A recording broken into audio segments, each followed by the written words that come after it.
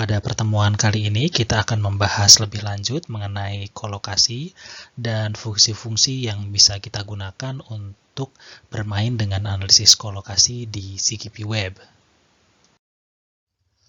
Mungkin ada satu pertanyaan yang sangat dasar di korpus linguistik. Buat apa sih mencari kolokasi? Tujuannya apa? Ini sangat tergantung dari pertanyaan riset kita. Beberapa pertanyaan riset bertujuan to discover, memang tujuannya adalah untuk menemukan. Misalnya, saya adalah penutur bahasa Indonesia dan penutur asing untuk bahasa Inggris.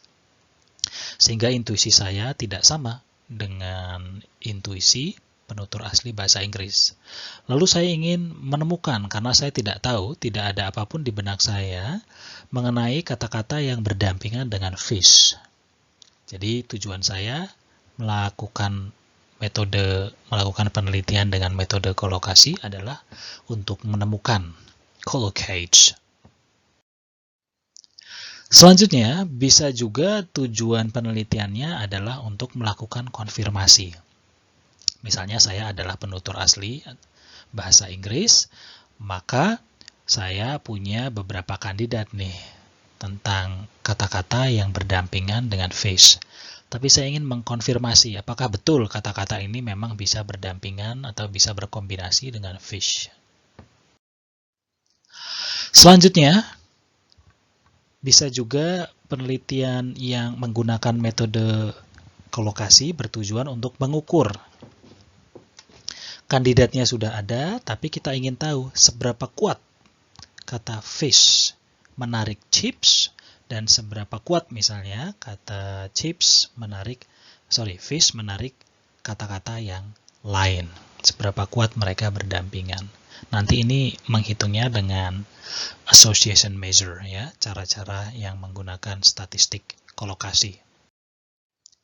Dan selanjutnya adalah to compare, yaitu membandingkan. Misalnya, manakah kolokasi fish yang lebih kuat? Chips, yaitu fish and chips, atau sea, fish and sea. Apa saja elemen kolokasi? Secara sederhana kita sudah bahas. Yang pertama ada node word, kemudian ada collocate. Kemudian yang paling mudah adalah apakah ada bukti kolokasi? Kita bisa jawab dengan yes atau no saja. Kemudian bagaimana kita mengidentifikasi kolokasi? Bisa satu kata di sebelahnya, atau dua kata di sebelahnya, atau tiga kata di sebelahnya. Jadi kita menggunakan range atau distance dari node word ke collocate. Kemudian bagaimana kita tahu bahwa satu kata dan kata lain itu tingkat pendampingannya kuat atau mereka berkolokasi dengan kuat? Kita bisa gunakan perhitungan statistik yang nanti akan kita bahas. Misalnya, kita masukkan satu query, yaitu fish, yang akan menjadi node word.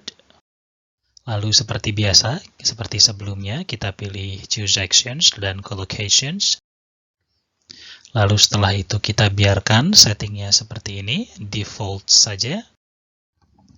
Lalu nanti muncul jendela seperti ini. Bisa kita lihat di sini, hasilnya nanti akan muncul seperti ini.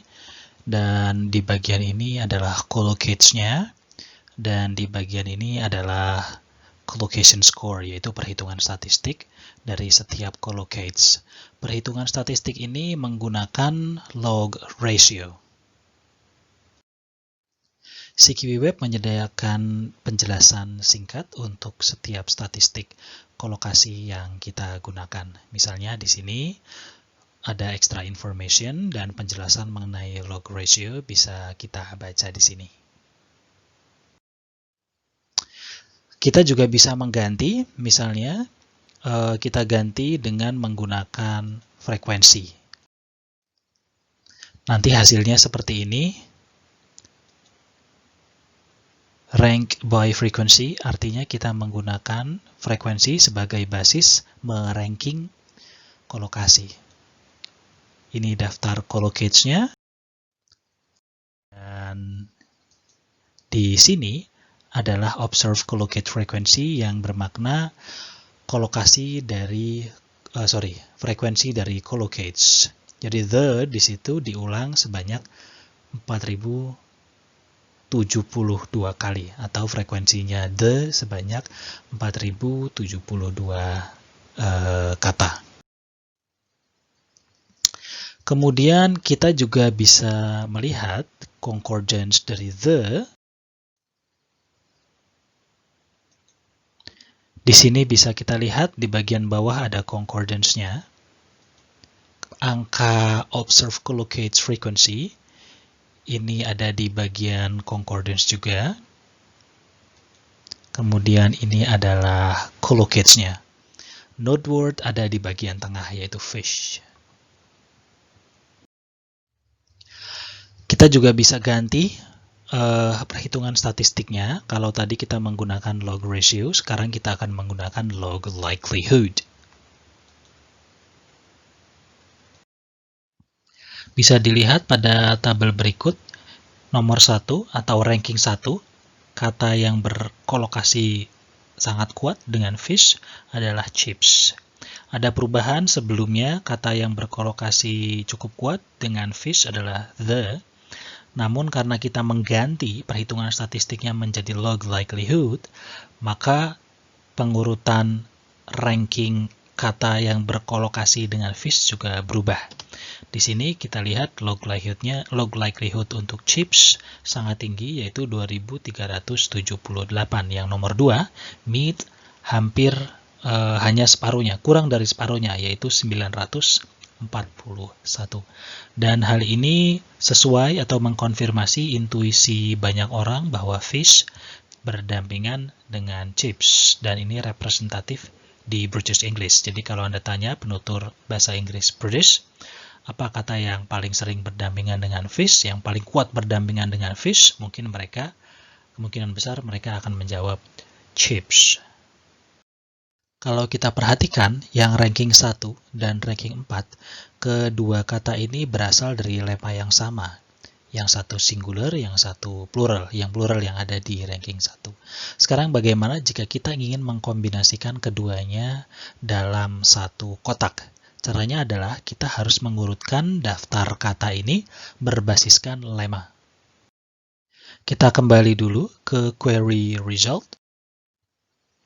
Kemudian, ketika ada pilihan seperti ini, choose settings for proximity based, kita pilih lema, dan kemudian klik include, lalu view collocations.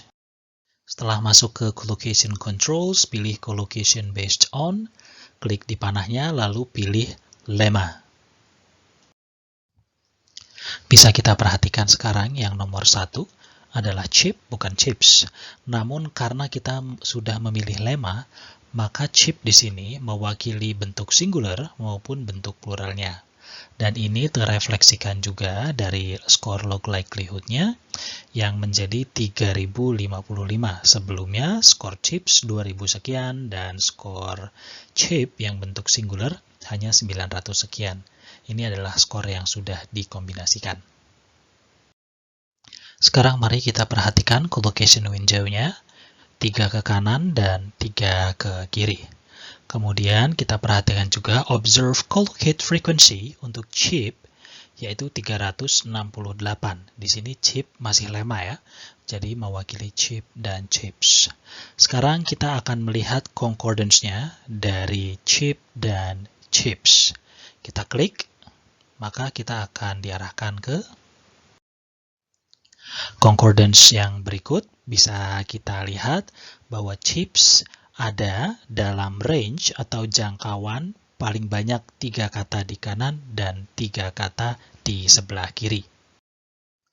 Sekarang kita ganti collocation window-nya, yaitu 5 ke kiri, dan nanti kita juga akan ganti 5 ke kanan.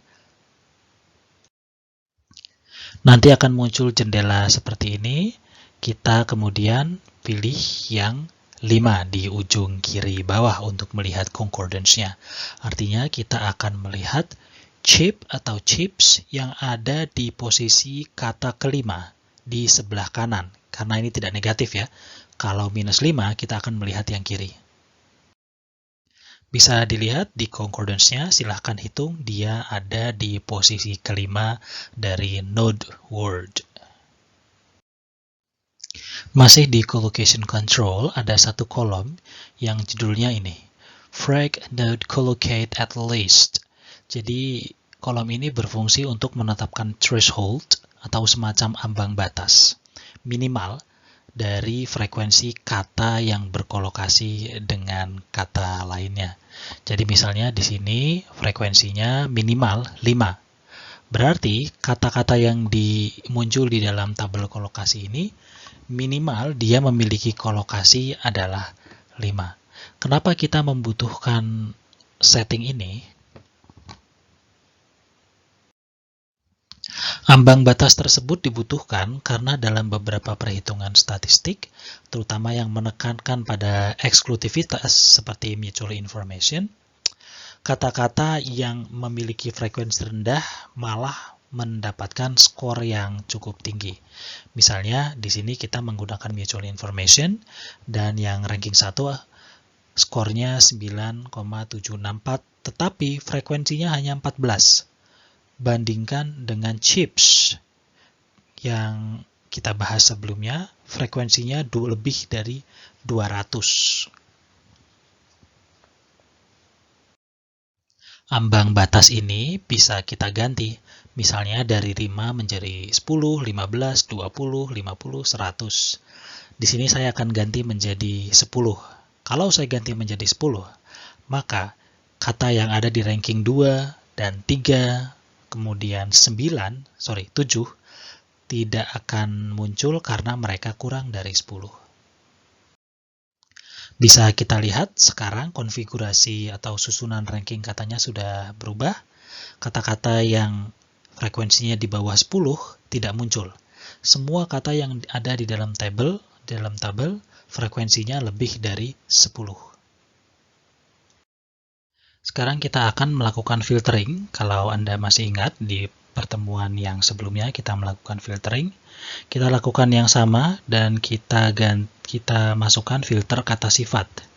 Sehingga nanti di tabel kolokasinya yang muncul hanya kata sifat. Di sini bisa kita lihat bahwa kata sifat ini memodifikasi atau sebagai modifier dari fish. Misalnya cold water fish, fresh water fish, salted fish, dan sebagainya. Sekarang kita ganti filternya menjadi VVG. Kalau Anda masih ingat, VVG di sini mengacu pada kata kerja yang berakhiran ing, seperti catching, feeding, swimming, dan sebagainya.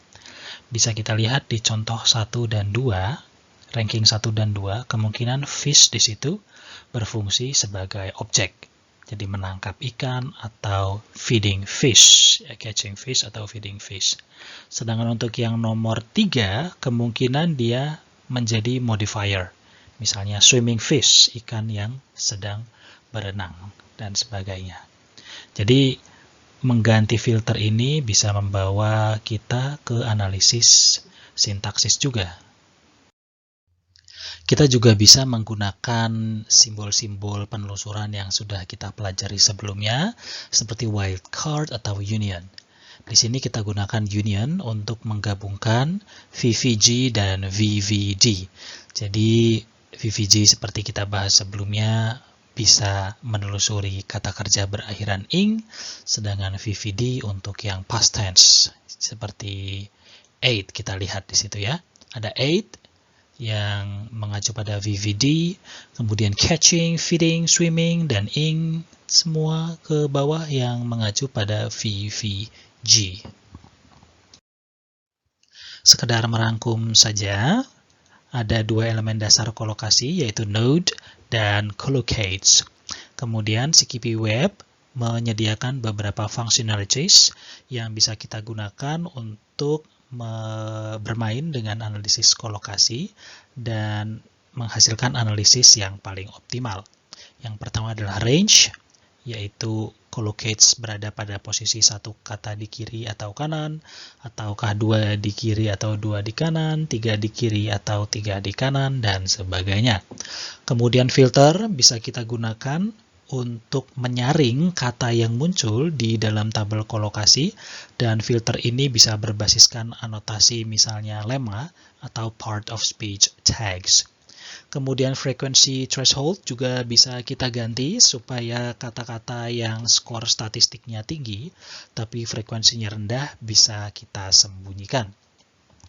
Dan yang paling penting adalah association measure. Pada video yang akan datang nanti akan saya bahas kaitannya antara association measure dan pertanyaan riset. Karena pertanyaan riset tertentu kadang bisa dijawab dengan association measure tertentu, tapi tidak bisa dijawab dengan association measure yang lain. Demikian presentasi kali ini. Kalau ada pertanyaan, silakan cantumkan pada kolom yang ada di bawah. Terima kasih.